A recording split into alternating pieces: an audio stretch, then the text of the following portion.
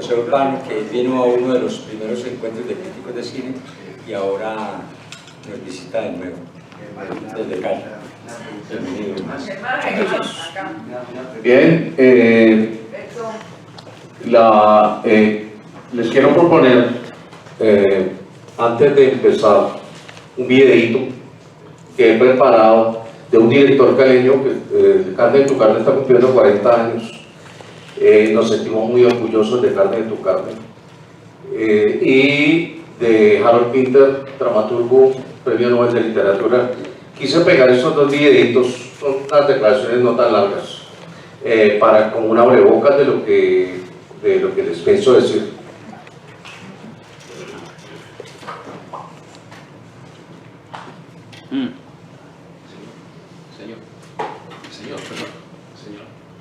Afortunadamente me tocó a mí esa época del mejor teatro de Colombia y el mejor teatro latinoamericano y los mejores métodos. El método de la improvisación, el método de la creación colectiva que se hacía en esa época, eso me enseñó muchísimo. Ver montar obras del Teatro de Santiago García, la displicencia con que se dirige a la gente, a veces lo procaz que es para decirle a una persona, dirigir una actriz, las asociaciones que tenían, por ejemplo, como si un perro viniera aquí, me lamía aquí, y el actor tiene que poder interpretar con esas referencias, ¿no? Y enrarecer la escena, y una vaina que la escena está boba, enrarezcámosla, que metámosle algo, ese trabajo permanente de enrarecer, de que el proceso de la puesta en escena es un proceso creativo, es una cosa que se debe respirar, que se debe sentir enfrente, ¿no? Eso es lo que le aprendí yo a Santiago García de Ricardo. Bueno, con Enrique Bonaventura y con Jaime Vázquez fundé mi primer cineclub. Mi primer cineclub fue como paralelo al TEC. Hicimos una fiesta que llamaba el desfile de moda del año 2000, donde hicieron vestidos de Hernando Tejada, todos los más grandes, los mejores artistas de Colombia que enseñaban vestidos, David Mansur, Obregón. Entonces traímos esa fiesta acá, eso fue como un escándalo en los años 60. Levantamos plata, compramos un proyector y una cámara de cine, que tengo una foto que estoy filmando con la cámara que levantamos con el festival, con el... Yes. That there's a sense of excitement about my role on the stage, and I hope that is the case, and I hope that remains the case. I find when it's good, it's good. I mean, when the actor's good, the directing is good. I must say, myself derive a great sense of excitement about the whole thing. Have you watched a play that you have written, and the production of it was better than what was in your mind No. when you wrote it? Never. I want quite the opposite, really. The other thing people say a lot about you is that, in a sense, there's a direct line from Beckett to Pinter, and from Pinter to Stoppard and others. Well, you don't live in a vacuum as a writer. I've read a great deal in my life. One of the people I certainly read way back in about 50 years ago was Beckett, and he left a great impression on me.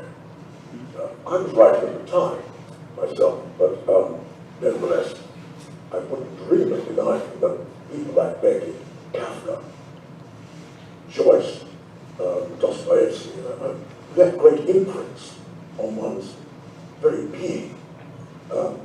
So that Was it the power of language that did it in the end? Just the power of that capacity? well, not only the power, yes, certainly the power of language, but also vision, a certain vision of life on Earth, which I thought in those cases I just mentioned was singular and very, very personal. And I think I probably got some kind of vision myself, but I couldn't define it. Why did you never perform in a Beckett play? Well, because I was too shy of it. Too much of a responsibility. Because I don't think many people know you. First 10 years of your sort of adult life were more as an actor than a player. Oh yes, I've been acting ever In a since. sense. Yeah. This is I think this is my last tape there. This performance. Yeah. Which is when you act, does it give you insight into what you write because you are more in command of what the theater feels from the other side? When I'm acting one of my own plays. Do you learn from? Yes, I do. I think there's no question about that. I pick up things. Yeah, I'm illuminated by speaking the words aloud, by hearing them and realizing something that I hadn't perhaps appreciated before by writing them. There's a great difference in moving about the stage. There's a great difference between sitting at a desk, writing, and moving about the stage, acting, when you're inhabiting the same world, the same world. Yeah. But I would think that you would read these same words out loud and move about as you were writing them. I mean, that would be part of the writing process, not just to sit at a desk, because theater sobre lo que es verdadero y lo que es falso, ¿no? En el arte y concretamente en el teatro. Puse a dos personajes muy disímiles, Mayolo Caleño, autodidacta además, que venía de la cinefilia, pero que va muy jovencito al Teatro La Candelaria a aprender la creación colectiva con Santiago García, y carne de tu carne tiene a Santiago García en un papel central, ¿no? Es decir, que en el cine caleño hay unos vasos comunicantes entre la creación colectiva del Teatro La Candelaria y lo que se conoce como el Cali, pues, ¿no? El grupo de Cali. Quería resaltar ese matrimonio, y por otro lado Harold Pinter, que es un dramaturgo hecho y derecho que ha cometido cine, ¿no? Es interesante las películas de él, como La Huella, por ejemplo, que suceden en un mismo espacio. O sea, él es un dramaturgo que juega con el espacio, ¿no? Y obviamente sus películas son 99% diálogo. Dale PowerPoint, así, dalo ahí.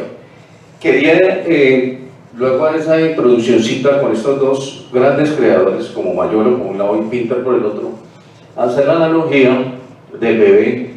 Es que cuando el cine nace, no sé si ustedes conocen a algún amigo, yo tengo dos amigos así, que cuando él nació ya no pensaban tener más hijos, de manera que cuando él nació, el penúltimo hijo, porque era el último hasta ese momento, tenía 20 años.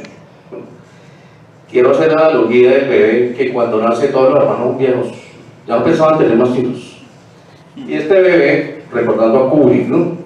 Kubrick utilizaba una analogía que me gusta mucho, y es que cuando nace este niño, un todo bebé en una familia, tiene los ojos del papá, las manos de la mamá, el pelo del abuelo, y el niño dice que es mío, que es lo que yo no le he robado a nadie, ¿no?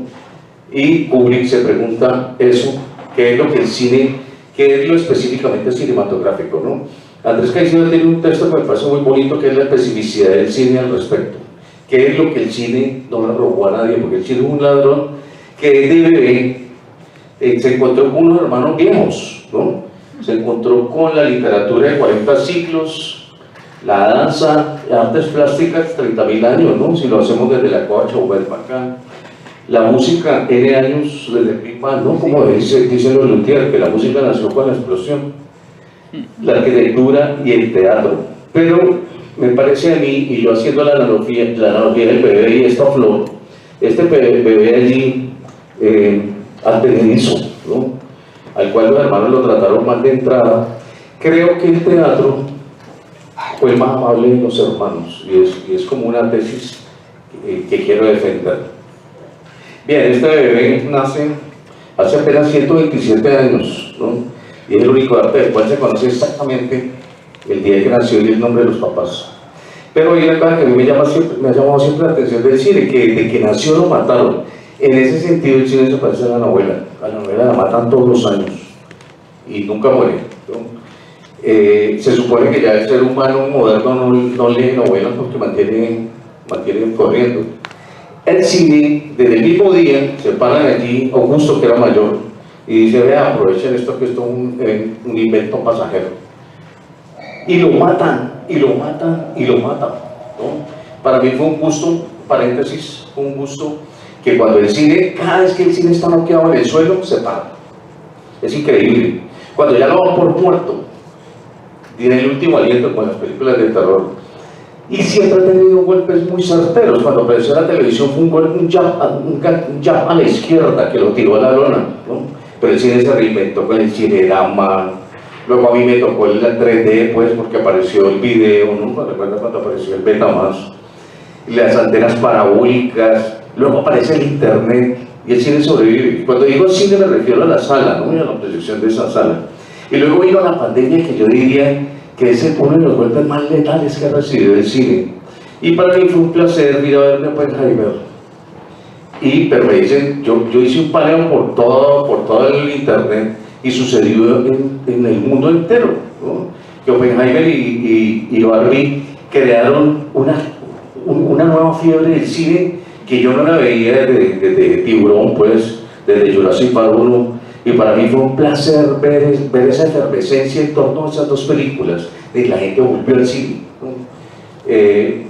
Entonces, este bebé nace, todos los amigos son bastante oscos, todos los hermanos son bastante oscos, y él va a crear una identidad. Cuando Kubrick se preguntaba qué es lo que el cine no le ha robado a nadie, Kubrick contestaba el montaje. El montaje, esa manera de contar, es lo que el cine no roba a nadie, pero de todas maneras siguen siendo robadas la literatura y el teatro, ¿no? Dale. Para efectos de... Dale, siguiente. Para efectos de... Yo sé que es cuando uno divide estos 127 años, pues es bastante arbitrario realmente. Pero he querido hablar del protocine Herzog, que en esta gran película, La Cueva de los Sueños Olvidados, habla del protocine, que es un término que a mí me gusta mucho, ¿no? Que es que el ser humano siempre buscó el movimiento. Sí, en La Cueva de Chauvet, que son las pinturas más viejas, ¿no? Más viejas que Altamira, él nos va mostrando cómo este hombre hace secuencias en la cueva, ¿no? Y esas pinturas tienen 30.000 años, él le llama protocine. Pero yo, para no irme tan lejos, porque veía como hilar muy delgado, simplemente me ubico más o menos en el siglo XVIII y XIX, porque es Rousseau el que se inventa la palabra melodrama, ¿no? Es una palabra, yo diría que de las palabras más utilizadas en el cine, a veces incluso en términos despectivos. Uno sabe a veces de cine y le dicen, es un melodrama. Pero yo recuerdo que cuando entré a la universidad, una de las cosas que aprendí muchísimo de Chucho Martín fue que Chucho Martín nos hizo querer la palabra melodrama. Digo, no, es que melodrama no es un insulto. Melodrama Rousseau va a ver Pigmalión y dice, es un melodrama, se inventa la palabrita, ¿no? Que es música, básicamente es melodrama, ¿no? Música y llanto, ¿no?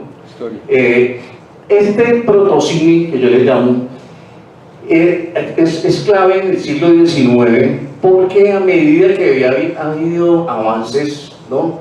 Comenzó a iluminarse mejor. Recuerden que en el Teatro del Globo de Shakespeare hay una película que me encanta, que se llama Anonymous, que es donde mejor he visto cómo funciona, es donde mejor han reconstruido el Teatro del Globo, ¿no? Y el Teatro del Globo, recuerden que no existía la luz eléctrica, de manera que aquí la plebe se mojaba. Los únicos que no se mojaban era proscenio y los palcos, que era donde estaba la nobleza, ¿no? Me encanta cómo este director alemán logra meternos dentro del Teatro del Globo. Esto lo digo porque ya en el siglo XIX ya hay más avances. No hay luz eléctrica todavía, pero hay mucho avance. Hay mucha tramoya, ¿no? Y hay mucha tecnología metida en el teatro, ¿no? Y por eso nos cae de papaya cuando caemos al cine primitivo en esta división arbitraria que yo he hecho. 1895-1911. Ya que se ha hablado de Méliès y tal, que me parece que es chévere tener en cuenta, pero yo aquí resalto una cosa, porque es que Méliès y Chaplin y todo esto es un cine popular, ¿no? Pero estas dos productoras, entre el 1895 y el 1911, una productora francesa, la que hizo el asesinato del Duque, y la otra, de Famous Players, se preocupan por capturar a la burguesía, o por lo menos a la clase media alta, a la clase culta. En un momento en que nadie pensaba en la clase culta, porque es que el cine valía muy poquito y era la diversión de la plebe, era la diversión de los pobres.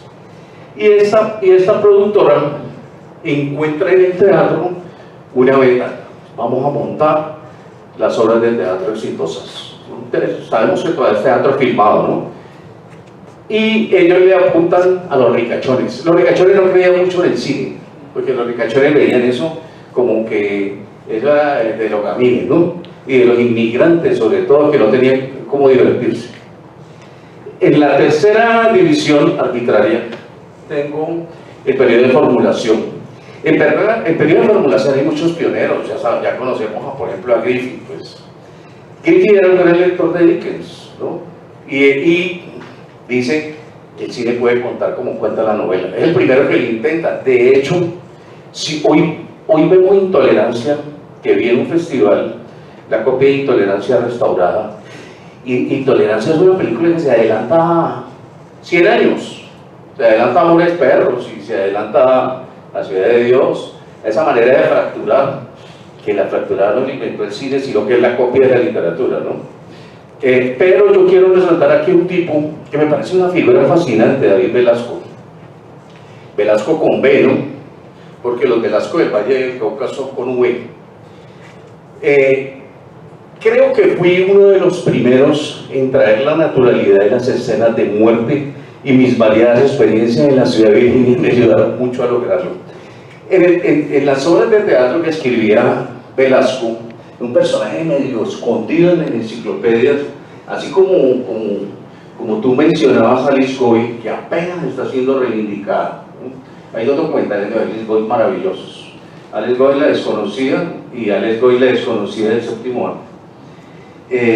Que gracias a esos dos documentales que se han visto en todo el mundo, hemos podido recuperar la figura de Alice Goy. Claro, de Alice Goy, de todas sus películas solamente se conservan como el 20% apenas, casi todas se perdieron, ¿no?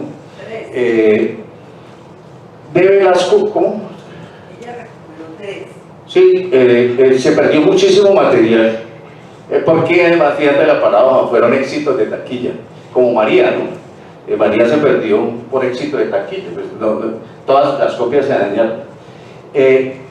Me quedo con Velasco por nombrar, yo sé que hay muchos pioneros en esta época y ustedes me pueden decir de muchos, pero me quedo con Velasco porque es una figura bastante desconocida, que es un dramaturgo que me parece que es muy avanzado para la época. Claro, él venía con toda la tradición del siglo XIX y él monta, aún sus cortometrajes vistos hoy son muy modernos, ¿no? En la forma de narrar, en el montaje de atracciones, como decía Einstein. Me parece, él muere en el 30 y pico, ¿no? Y es una figura predominante. Él nace como en el 83, muere como en el 33 del siglo XX, y es un tipo que de alguna manera, con sus dramas y su forma de morir, además, él estaba muy pendiente de cómo morían los personajes, ¿no? Él decía que el fin último de la vida era el momento en que nos vamos de aquí. Y para él era muy importante cómo moría el personaje, ¿no? Una cosa muy colombiana, ¿no? En esta época, yo sé que todos me van a decir, no, pues que ahí está el Lapsi, que ahí está Keaton, y ahí está Chaplin. Esta época me gusta mucho porque los pobres están yendo por un centavo de dólar a ver las caídas de Chaplin, ¿no? Eso es un aporte que no le hizo el teatro al cine, sino el circo. Recuerden que el Gordo y el Flaco, Keaton, Chaplin, todos vienen del circo, ¿no? Y por una carambola de la vida terminaron haciendo cine. Sobre todo porque los grandes actores veían como con reserva el cine, ¿no? Dale. Dale el siguiente. Bien, seguimos con las arbitrariedades. La otra arbitrariedad es del 18 al 60, y yo sé que es un periodo muy largo, porque en este periodo nació el Sonoro. La hice así, primero por falta de tiempo, porque hay que trabajar más esa idea de ese periodo, porque se podía partir del 18 al 27, al 28 que nació el cine, y aún del 28 al 60 es bastante largo, pero lo podíamos, por ahora, por falta de tiempo para digerirlo más para esta exposición, yo finalmente lo dejé del 18 al 60. Claro, es muy grande porque del 18 al 28 pues hay un periodo grande de cine mudo, está el expresionismo alemán, hay tantas cosas buenas en ese periodo, ¿no? Y luego aparece el sonoro. Pero quería mostrar en este gran, que puse dos fotogramas allí, el de Nosferatu el vampiro, la primera adaptación de Drácula, expresionismo alemán, y por otro lado Cantando bajo la lluvia, que es una película, me gusta más Cantando bajo la lluvia que Babilonia, la verdad, que acaban de estrenar. Me parece que muestra mejor el paso del sonoro, aunque Babilonia es una buena película. Me gusta más esta para ilustrar el paso del mudo al sonoro.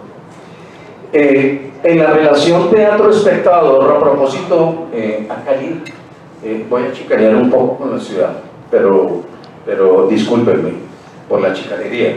Y es que a Cali han ido gente muy importante del cine, ¿no? Herzog, ¿no? Vanessa Redgrave, además la novia de todos nosotros, Juliette Binoche, vivió a los 11 años. Y tengo ubicada la casa donde vivió Juliette Binoche, ¿no? Claro que hay todo un debate en si fue ella o la hermana, pero yo en mi fantasía digo que fue Juliette Binoche. Yo te aclaré. ¿Cómo? Yo te aclaré que era. Sí, exacto, lo que pasa es que estoy en las pesquisas. Y después de Bogotá, y la hija de Santiago García protestaba porque Santiago le había cedido la habitación de su hija para que se alojara en su Jean-Marie Binoche, ¿no? El papá de Juliette Binoche, Jean-Marie Binoche, gran dramaturgo, fue a Cali a trabajar con el TEC de Enrique Buenaventura, y he aquí vasos comunicantes entre el teatro y el Cali, otro vaso comunicante. Ornella Muti haciendo una película que además nunca se terminó, y de la cual ella odia, es un guión para los guionistas que estén aquí, y es que hasta donde voy con esa investigación de Ornella Muti en Cali, es que el cartel de Cali lo utiliza como gancho ciego para mandar un cargamento a Holanda, ¿no? Fue el primer cargamento del cartel de Cali a Europa. Eso es toda una peliculota, porque traen a ella como gancho ciego, y tú sabes que las latas no la podían abrir, ¿no? Las latas no la podían abrir. Esa versión es de Mayolo y de Sergio Dao, esas dos versiones. Lo que pasa es que Mayolo no sabía cuándo estaba delirando, porque para él el delirio era fundamental en la creación. Él creaba en el delirio, ¿no? Entonces uno no sabe finalmente, como dice Harold Pinter, lo falso y lo real. A veces son las dos, como dice Harold Pinter. A veces es verdadero y falso a la vez. En el caso de Mayolo se cumpliría ese precepto. Herzog vino a conocer a Mayolo. ¿Cómo? Herzog vino a Cali para conocer Para conocer a Mayolo. Herzog me contó eso en un festival. Herzog dijo, vea, yo estaba por allá nos contó el Festival de La Habana, es real. Herzog no es un fanfarrón ni fanatulero, no, o sea, Herzog es un tipo serio. Y bueno, yo vi, es un paréntesis, no tiene nada que ver con esto, pero yo me metí a un garaje a ver Narrado Pueblo, y dije que haya hecho eso es un genio. Y me dijeron, el tipo vive en una ciudad llamada Cali, y yo ni sabía dónde quedaba, ¿no? Y vino a Cali a conocer otra fanfarronería nuestra, pues. Disculpen la chicanería. El caso es que estamos en la relación teatro-espectador y la relación cine-espectador. Otro, para seguir chicaneando, Néstor Almendros en Cali, yo estaba en el colegio, y el gran Néstor Almendros estaba en Cali, con Herzog precisamente.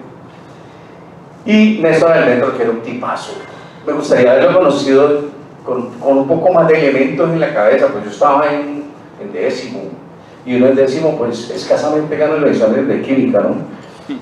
Pero fui a verlo a la tertulia, y Almendros habló de esto. Es que Almendros, el texto de Almendros es una belleza, ¿no? Se llama Notas de Luz, lo pueden bajar en mi blog, lo tengo, para los que les interesen se los mando. Ese libro es clave porque es un director de fotografía reflexionando sobre su oficio. Esa cosa es rara, ¿no? Usualmente los técnicos le tienen como pánico a la teoría. Él era un técnico que era capaz de teorizar. Y en ese día, un día que nunca olvido, habló de estas dos cosas. La relación, y lo dice, digamos que lo desmenuza mejor en el libro Notas de Luz. La relación teatro-espectador y la relación cine-espectador. Él hablaba de que el teatro es artificial, y la palabra artificial entre comillas, por eso la puse entre comillas, los demás no están entre comillas. Y era que el actor de teatro era artificial porque el espectador sabe que es un actor. Es decir, el espectador es consciente del drama que está viendo. En cambio, en el cine, el espectador le hace creer al director que lo que está viendo, si es una playa, sí, yo le creo a usted que eso es una playa, ¿no? De hecho, el espectador puede llorar pensando que los personajes están realmente sufriendo. Recuerden en Cienes de Soledad, que entre otras cosas a mí me impactó muchísimo cuando le leí a los 11 años en Cienes de Soledad, y además la leí obligado. Me pusieron un revólver el profesor y me dijo: ¿se quiere que leer eso? ¿No? 534 páginas. Y de las cosas que más me impresionó fue el momento en que la gente quema el teatro, el Macondo. Y cuando viene Pietro, italiano, porque todos los italianos eran los dueños de los teatros, y les pregunta que por qué le quemaron el teatro, y dicen: no, lo que pasa es que un personaje que murió en la película pasada apareció vivo en esta, hermano. Y él les explica que el cine es un artificio, que el cine es una mentira. Entonces nadie más volvió al cine en Macondo, porque bastante tenemos con nuestros problemas para venir a subirlos de otros por allá, de otros tipos, de otros países, ¿no? Ese momento que es tan bello en 100 años de soledad, ese momento me recuerda a la relación artificial que tiene el teatro y la relación naturalista que busca siempre el cine.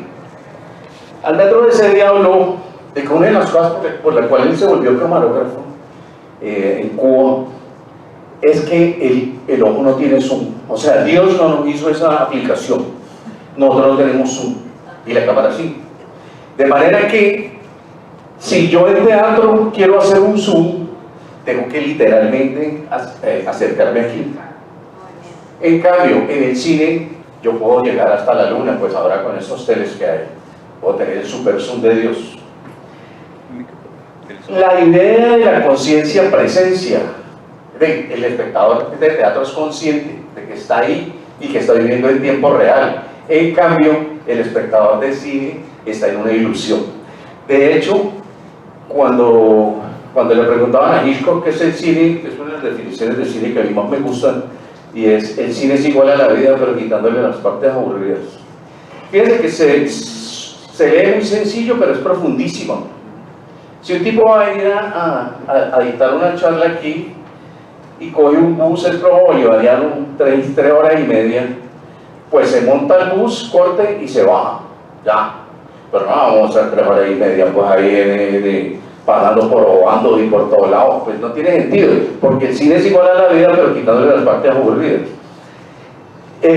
Cada función se reinventa. Él decía que él envidiaba del teatro, es que los errores de la función de esta noche se pueden subsanar mañana.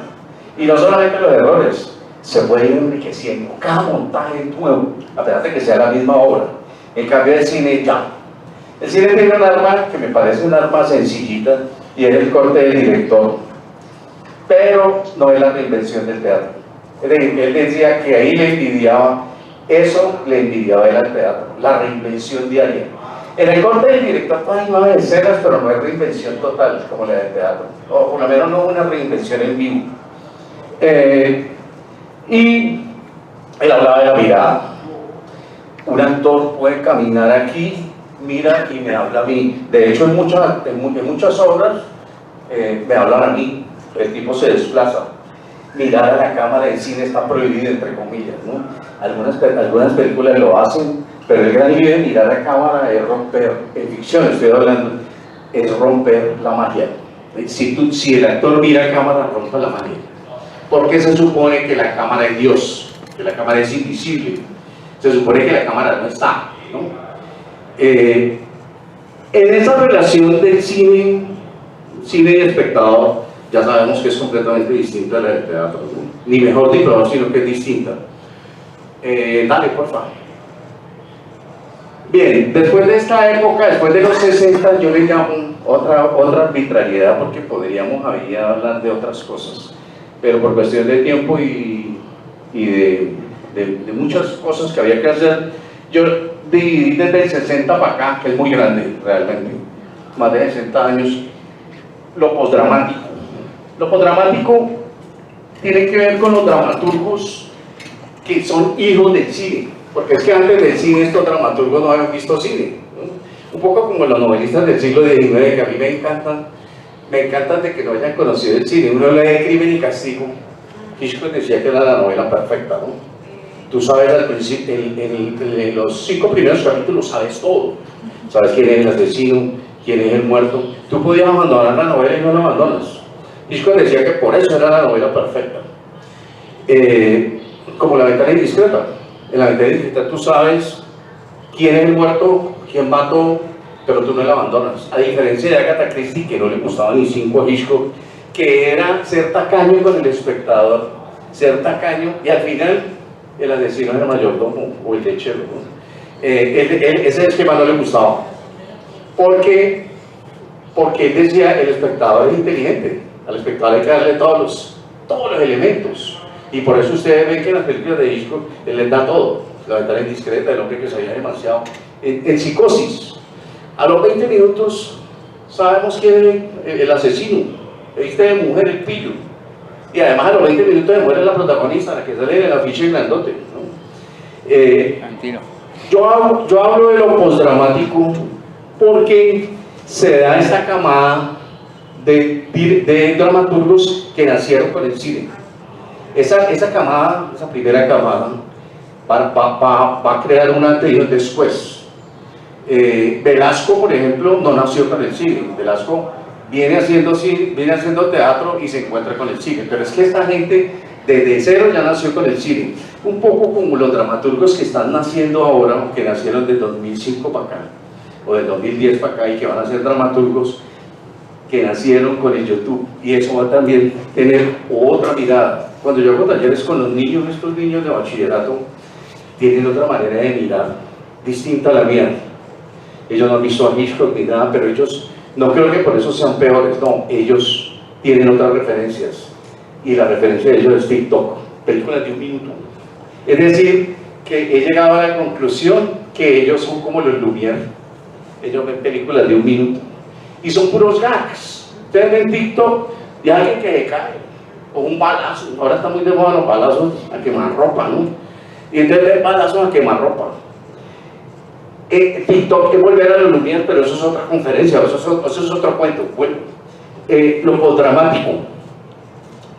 Tengo allá un fotograma de 12 hombres en pugna, que todo sucede allí, ¿no? Y tengo acá la película postdramática por excelencia, que es Dogville, que la mencionabas tú ahora. Pero son dos tipos de dramatismo. El primero es un dramatismo clásico. Si ustedes la recuerdan, a los que no la han visto, el jurado se sienta a definir si eres o no culpable y nos tiene agarrados, y uno también de alguna manera es jurado. El espectador participa como un jurado más, ¿no? Y todo sucede allí. Toda la película sucede allí, ellos deliberando. Tal vez 2 espacios, cuando están deliberando y cuando están con el juez. Pero la película postdramática por excelencia, la de Lars von Trier, es más radical todavía en la puesta en escena, porque la película nos plantea una propuesta teatral, ni siquiera tiene escenografía falseada. La puerta dice puerta, ¿no? Si ustedes la recuerdan. Y claro, es un impacto cuando uno la ve por primera vez en estreno. Yo la vi en estreno y me tocó, para poder digerir esa dramaturgia, me tocó volverla a ver. Y es que decía puerta. Es más, estaban violando a la pobre Nicole y resulta que nadie veía porque había apuntado pared. Pero se supone que en el cine o en el teatro pues se hace una pared falsa, ¿no? Pero aquí había que imaginarse la pared. Entonces mi hija, que en ese momento estaba muy chiquita, decía: ¿y por qué los demás no reaccionan? Le dije: mi amor, porque hay una pared. Yo no la veo, pero el director sí la ve. Es decir, es el dramaturgo reemplazando a Dios. Es decir, ahí hay una pared porque yo digo que hay una pared. El espectador no la ve, pero yo digo que hay una pared, es el dramaturgo. A propósito de Lars von Trier, yo no sé si será por marketing, pero no parece marketing, se está exhibiendo en TikTok y en Instagram porque está buscando esposa. Tiene Parkinson. Entonces, el aviso de él es una belleza. Director de cine laureado en Cannes con Parkinson y alcohólico, busca esposa. Yo pensé que era un fake y es real. Lleva hasta ahora 6.533, hasta ayer, 6.533 propuestas del mundo entero. desde sitios inimaginables, Rihuelpindi, una vereda de Congo. Yo no sé si es que le están buscando un tema para un documental que podría ser, ¿no? Pero sí es cierto que tiene Parkinson y sí es cierto que es alcohólico. Este era un bochinche solamente para mencionar que este hombre, al igual que Mayola, que también delira, de hecho esos delirios vienen como del alcoholismo. Estos delirios de él, esta película yo diría que es la película más delirante de él, aunque él mantiene delirando siempre, ¿no? Y no sé si El Avisito es una puesta en escena donde está delirando y por ahí derecho de quiere levantar su enrita, pero el caso es que delira. Y estos dramaturgos, donde incluyo a Harold Pinter, las películas donde Pinter se involucró son una maravilla para que no se la pierdan. Todas se consiguen, ¿no? Pero también está los que han mencionado aquí, como William, como Tennessee Williams, William A., Arthur Miller. Son gente que ya nació con el cine y que no tiene ningún problema de ir de allá para acá y de allá para acá, de aquí para allá y de allá para acá. Curiosamente, hubo una generación de escritores nacidos en el 20 como Gabo, que a mí me parece que no entendía mucho el cine.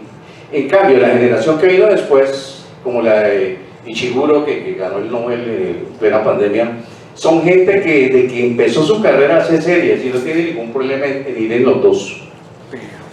Dale. Y para finalizar y no cansarlos, hablando con Campanella a propósito, el maestro Juan José Campanella, esa película preciosa que ganó Oscar, ¿la recuerdan? El secreto de sus ojos. Hablando con él, le decía una frase que la robo y se les digo: la vida es un plano secuencia. Recuerdan el plano secuencia tan bello de 12 minutos en El secreto de sus ojos, ¿no? Estamos en el estadio de Huracán, la cámara viene, no hay corte, vemos a los jugadores, vemos parte del teatro, el estadio está lleno y pega un tiro en el palo. La cámara sigue y se encuentra con Darín y el otro, están buscando un violador, pillan al violador, pero hay gol y el violador se les viola, se les vuela y le da bastante gambeta por los paños, hasta que el violador no tiene más que hacer sino meterse al campo y lo capturan justo en la arquería de fútbol. Eso es motivo de otra charla, que él nos explicó cómo hay 4 pegas, pero no las pilla el ojo humano. Pero él nos hablaba de que, claro, nosotros vivimos en plano secuencia, a menos de que viajemos a rendir de cuenta del Altísimo, pues ahí se acaba el plano secuencia. Pero incluso cuando dormimos, estamos activos, ¿no? Como la vida es un plano secuencia, el teatro ha entendido muy bien que la vida, lo entendió hace 40 siglos, que la vida es un plano secuencia. De manera que, para rematar, estamos hablando de plano secuencia, estamos hablando de un cine donde predominan los diálogos sobre las acciones y estamos hablando de un solo espacio. He hecho esta seleccioncita aparte de la de la norte, una que quiero mucho es La Nave Van, porque en La Nave Van el truco es el truco sobre el truco. Recuerden escenas como esa, están ellos allí en un bote, que sabemos que es un bote de mentiras, porque es que no lo quieren falsear. La luna está pintada con una acuarela ahí toda mal pintada, de hecho está mal pintada para que la veamos mal pintada. Y ella, romántica, le dice a él: mira la luna, y dice: parece pintada, ¿no?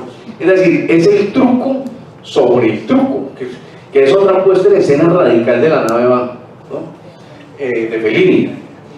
He hecho aquí un crisolcito, incluso ahí las últimas 2 son de directores muy jóvenes. Buriel es radical porque él está en el ataúd toda la película, 1:30 en un ataúd, ¿no? Interesante, a Hitchcock le había gustado mucho la película, toda la película, un solo actor en el ataúd, y Luke, que es toda la película conduciendo, 1:30 conduciendo. Me parece más brillante, bueno, es que las 2 son interesantísimas, ¿no? Como plano secuencia. Lo de La Nave Van, que me parece, junto con Dogville, lo posmoderno más radical en la puesta en escena de teatro y cine. y de plano secuencia, y de diálogos y de un solo espacio. Metí huellas, la huella, porque es del maestro Harold Pinter, pero pues hay más. Metí la archiconocida La Soga, aunque Campanella ese día nos hablaba de que odiaba La Soga, y le dijo a los técnicos: vamos a hacer un plano secuencia de 12 minutos en El secreto de sus ojos, y olvídense de La Soga, olvídense, no quiero que vean esa película, y los que la vieron no quiero que la recuerden. Claro, él admite, y tenemos que admitir, que cuando Pisco hizo La Soga, pues no existía la cámara de ahora, ¿no? Una cámara la cámara ahora puede grabar en HD 5 horas, ¿no? Estamos hablando del magazine que se demoraba 20 minutos, y para pasar de magazine a magazine pues había que ir a una chaqueta negra, pues, y el nuevo magazine salía de la chaqueta negra. Es decir, que Hitchcock tampoco le podemos pedir que haga cine en iPhone, pues, ¿no? Sería una cosa, un contrasentido. La pura formalidad, recuerdan a ver los que lo han visto, Polanski es el comisario, Gerard Depardieu está acusado de asesinar a la esposa. Es una especie de Coelho, ¿no? Que escribe muchos bestsellers, es un tipo que es muy exitoso escribiendo bestsellers, y en los bestsellers es muy frecuente que el protagonista mate a la esposa. Polanski se lo ha leído todos, el personaje de Polanski lo ha leído todos, y le dice: vos la mataste. Y Depardieu lo desafía y le dice: probámelo. La idea no es que vos creas, que me lo tenés que probar. Y es toda la noche allí, porque si no se lo prueba la noche lo largan. La ley francesa dice que usted no me puede retener más de 24 horas, así que tiene 24 horas para probármelo. Eso se llama una pura formalidad. De maestro Tornatore, es una rareza, ¿no? Tornatore del Señor Paraíso, que es tan nostálgico, y a mí me sorprendió que tuviera estas dotes felinescas. Además, no es gratuito que haya llamado a Polanski a actuar de comisario. Polanski es un maestro del espacio cerrado. Vemos allá Un Dios salvaje, toda la película sucede aquí, donde el papá y la mamá del agredido está con el papá y la mamá del agresor y tiene que escribir un comunicado conjunto. A ver, pues el hijo de este le aplicó el bullying al otro, y el rector les ha dicho: se reúnen una tarde a escribir un comunicado conjunto. Esa es toda la película, ¿no? Son 4 actores allí en esa sala. Pero Polanski ha cometido muchas veces planos secuencia en un solo espacio. Pues, recordemos aquella película de la actriz que va a pedir trabajo al director de teatro, y el tipo queriéndola seducir. ¿Cómo se llama la película? Pues, toda la película es allí ella pidiendo el trabajito, y el hombre queriéndola seducir. La piel de Venus, ¿no? Maravillosa. No solamente 2 actores. La actriz es la esposa de Polanski, a propósito, que es preciosa, ¿no? Y una película que yo quiero mucho, que es Ángel Exterminador. No. De alguna manera hay vasos comunicantes entre el Ángel Exterminador y la película de Lars von Trier también, en el sentido de que a mí lo que me encanta de la película de Buñuel es que ellos no pueden salir porque la puerta está abierta. ¿Y por qué no salen? Siempre dice uno: no podemos salir, estamos encerrados. ¿Pero por qué no van por la puerta? No. Es como la buñuelada. Y yo diría que Lars von Trier también tiene mucho Lars von Trierada, ¿no? La buñuelada siempre le llamé a esa cosa que solamente Buñuel era capaz de hacer, nadie más lo podía hacer. Con Mayor lo hablábamos de eso, ¿no? ¿Cómo? Esa cosa. Sí. Esa cosa. Y por ejemplo, con Mayor lo jugábamos a los diálogos de Buñuel, ¿no? ¿Se acuerdan aquel diálogo? Él es el celoso más celoso que yo conozco. Si ustedes conocen un celoso más grande que él, me lo dicen, pero es más grande que Otelo y más grande que todos. Y él, que la mantiene celando, se casan, y él la va a besar, se quedan solos en la noche de bodas, y él la va a besar. Ella cierra los ojos y él se queda mirando y le dice: ¿en quién estás pensando? No, pues ya está loco. Arturo de Córdoba tal vez es ese maravilloso actor que es celoso. Yo no conozco un celoso más teso que el de Buñuel, y solamente lo podía hacer Buñuel. O sea, le ganó a Shakespeare en Otelo, ¿no? Bien, para cerrar, mi intervención está muy larga, quería dejar abierta la posibilidad, porque digamos, esto que yo acabo de plantear es como para escribir un libro o como para hacer una tesis de grado, porque muchas ideas quedan sueltas, yo lo sé, hay mucho cabo suelto allí, pero más que una ponencia en el sentido estricto de la palabra, era como proponer, ¿no? Muchas gracias.